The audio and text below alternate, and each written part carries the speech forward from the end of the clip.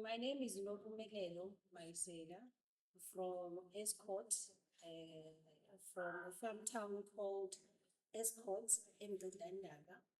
So I'm a village girl from KZN. Hi, my name is Sheperd Tjale. I'm from Pandebele. I'm 42 years old. Very proud of that. I have 4 children, 2 teenagers, 8-year-old and a 1-year-old. I think those Hi everyone, my name is Linda Shezi. I am from Pritchard St in a village called Willowfontein. I've got 3 kids. They're all adults. They're no longer kids. They're all adults. They're no longer kids.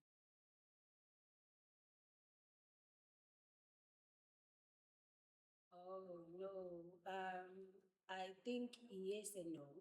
And the yes and no is based on the fact that previously there was exclusion in terms of what you can access, whether it's from a job perspective, whether it's from an academic perspective, there was exclusion. Now there's absolutely, the world is an oyster. You could study abroad. You could actually have the ability to reach so many heights. And then the no part is that with that access, it has created a high level of graduates and an economy that is saturated to a point that it cannot absorb. So it is a yes and a no. And systematically, I do think now it's easier because of the access that this generation has. But economically, that is a barrier. Okay, thank you. For me, it's a yes because the previous generation did not have access to lots of things. And the generation now, they have access to resources, they have access to finances. Their parents are working, but then most of the parents were not working. Although unemployment is still a problem, but now it's a bit better, according to my observation. And also, back then when we went to school, our parents did not give us much. Like I gave the example, they only gave me 30 eggs from Umalanga to Joburg. That's all I had. I did not have money to go back home. So it means I had to make it happen wherever I went. And also, it had potential of opening doors, that very dark doors, because I did not have access to resources like your basic needs. And now at least you go away with basic needs. You know your clothes are taken care of, you know accommodations taken care of, pocket money, you know, you name them. So I think now all you need to do, the problem is the management. We had problem of access. Today there's a problem of management of the resources that the now generation have access to. So that's why then there's the stability. There is access, but then the stability, financial stability is still not there because you have but you can't manage it. So it's like you don't have. Yeah. I agree with both of them, but my story is different in a sense that so I'm gonna take it back to my village where I come from. So in my village nothing has changed. So it's hard for me to speak about stability when you still have basic needs problems. We still have issues of poverty. So nothing has actually changed. And I mean, I'm 20 years old, I'm 45 years old. In the village that I grew up in, everything is still the same. The things that I struggled with growing up, a young person is still struggling with them today. So we are not at a level where we can speak about financial stability when we cannot speak about food, got to do with their household that don't have food. We cannot speak about financial stability when we don't have water, basic needs. We cannot speak about financial stability when we do not have flushing toilets or toilets, period.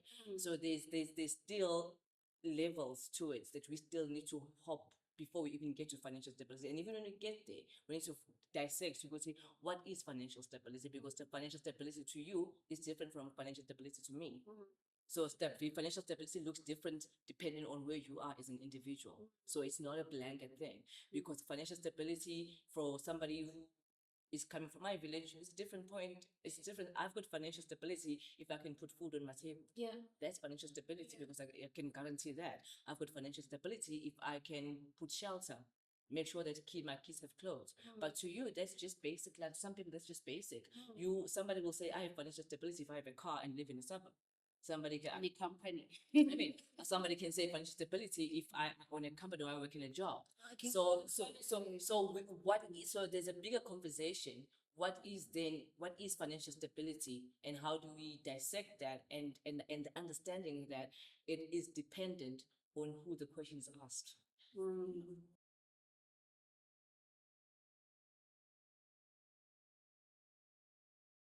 There's a disjuncture in South Africa in terms of information sharing between young people and the generation. We are fortunate, we millennials. We're part of the change. The change happened to us. We were the kids that didn't have internet and then had internet. We were the kids that didn't have social media and then had social media. We evolved with technology as it happened. However, now that a new era is coming through, there is no person in this world that can function without having basic financial literacy, just basic financial literacy. And the gap between what the education system provides for our children and what we as parents provide and what society offers, there's a disjunction. There needs to be a connect there, and there's no connect. And that connect will happen if we open safe spaces for children or young people to be heard. And we create safe spaces for young people to actually have a voice, not because we're saying you are young, because when you have a voice, you also provide solutions. So that's I think is where we need to start from. We need to start from saying, are there enough platforms that is voicing out young people, and there's a shared conversation between previous generations and the generations to take over the economy, because the economy is no longer ours. We're handing it over. Yeah. And as we hand it over, what are we handing over? You know? Sure. So Also, I think another thing is the teaching start at home. Yeah. Right. And at home now we have a challenge because it's not easy for me to say I'm struggling. It's not easy for me to talk about finances directly to my children. It might be easy to talk to you, but to my children, there's also a sense of they need to know what I've got this. I'm their mother, they can't rely on me. So we can't have honest conversations about money. And also because we come from a generation that they have nothing to teach us about. They didn't have access to money. They didn't have access to this and that. So they didn't teach us much because you can't teach what you don't know. When I started working, my mother was excited that I have a Truist card, I have a gas card, I had, you know. I think the next thing she was going to say, go get a credit card, because it was really for them. And for us, we try to correct that, to say, no, actually, you don't have to get to that for you to look good. We're trying to teach that. And another thing is, in our teachings, you see, if you teach because you want to correct, sometimes it's difficult because you're not being honest with your teaching. You're trying to correct in your teaching. So it confuses the whole thing. So yeah, probably we'll get there. But I think the generation after you guys, it will get better because you'll be teaching about something that you know, something that we've experienced.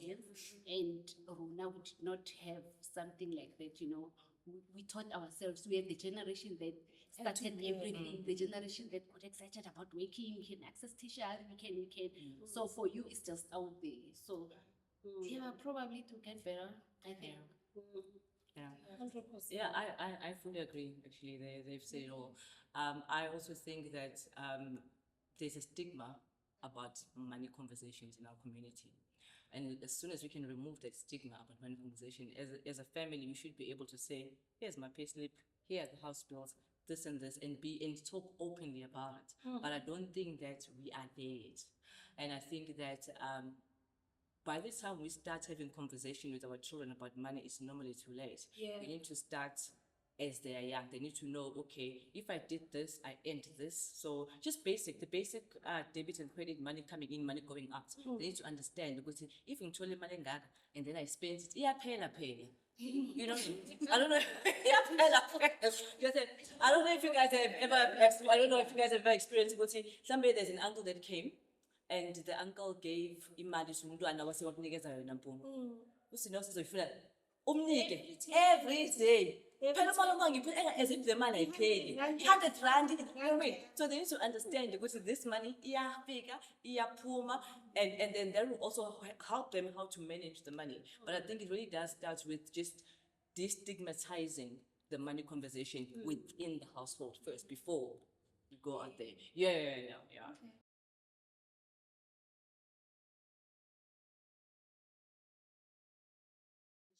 Do you know what money conversations are in our community?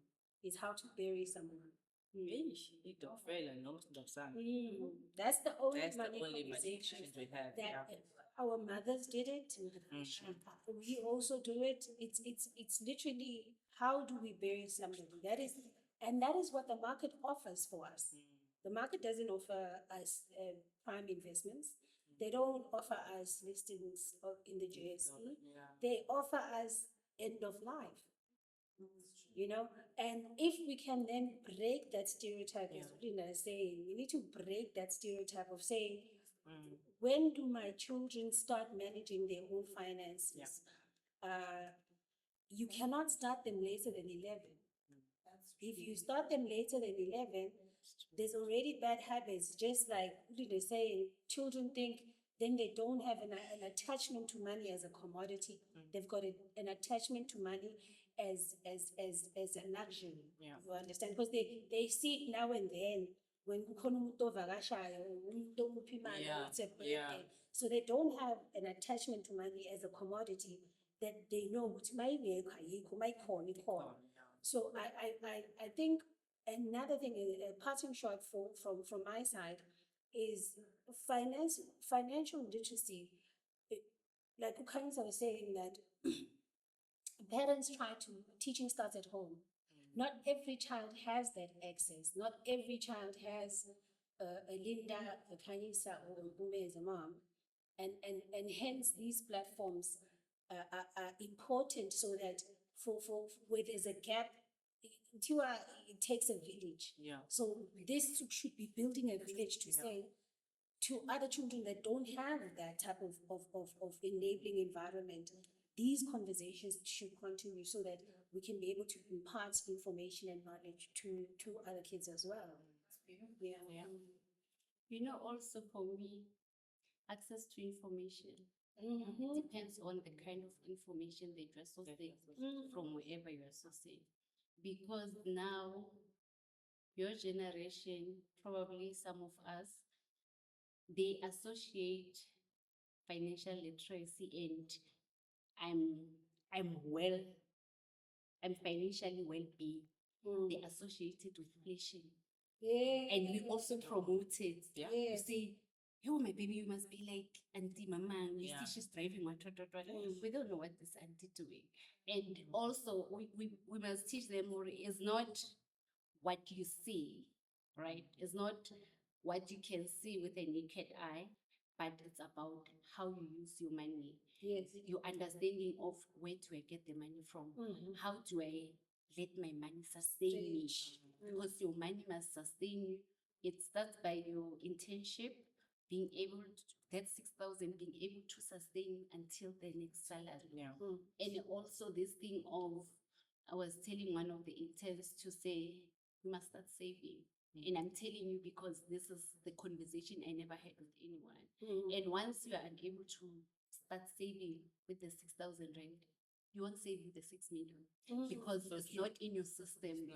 We must start a culture of teaching our children how to save for the next generation. You see, now we're complaining about government, this government, that is because of the government is unable to sustain the future generation. So if what you have today cannot sustain the future, it's like you're playing games. I think for me, I would like to challenge young people to say, can they be more curious about money?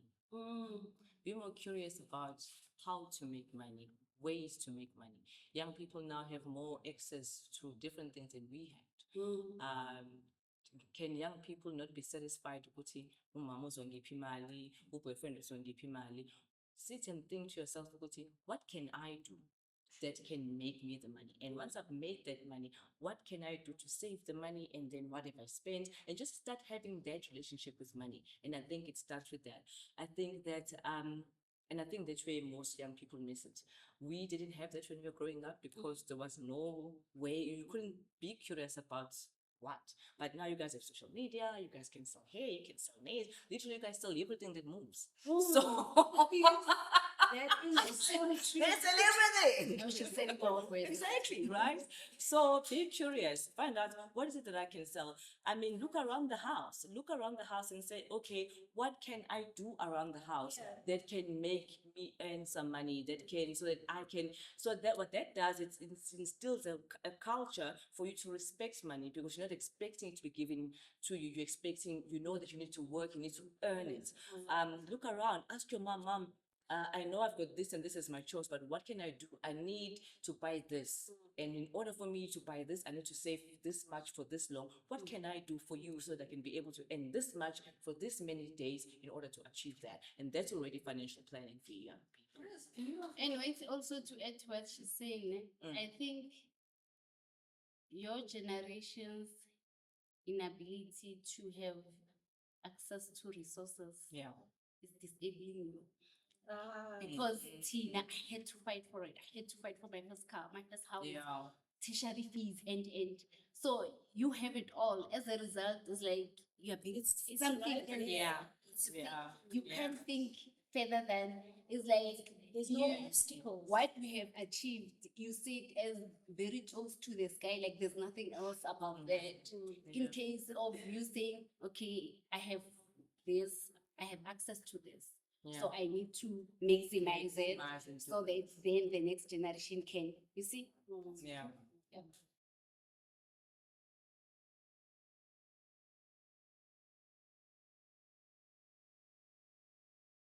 Yes. For as long as you're going to ask someone money to buy sanitary towels, you're not independent. You say no. I say no. You can be independent while living. You can be independent while living at home. Remember, we Black. We live in an ecosystem. Our functionality comes from a system, and that system teaches independence individualistically in the system. So I think no, if you can't be independent at home, it's going to be very difficult to be alone. Yes and no. I don't know if I can say that. Yes and no. Yes, in the sense that when you live alone, everything is on you. You have to. But when we say that, it's normally attached to money, independence, right? But if you can still be outside paying all your bills, but we are emotionally independent back home, dependent, right? Everything is still goes back home. So then again, we emotional people. What do we mean by independent? Are we talking from a monetary value? Are we talking what we need to let's just broaden out so that we know what is it must are you independent? Because there are people who are very financially independent, but they very emotionally irresponsible in many ways. That person is not, right? So that's why I say yes and no. It's I have my son who is 26 years old and he lives in my house. I can safely say that he is fully independent in a sense that emotionally he's got a good head on his shoulders, financially he's got a good on, so but he still lives in my house. But that doesn't mean that, and one can say, well, he's not independent because he doesn't pay rent, but then I can turn around and say, well, he pays in other ways that helps me that I would have paid money for, but then he now covers that. So for me, that's somebody who's fully independent.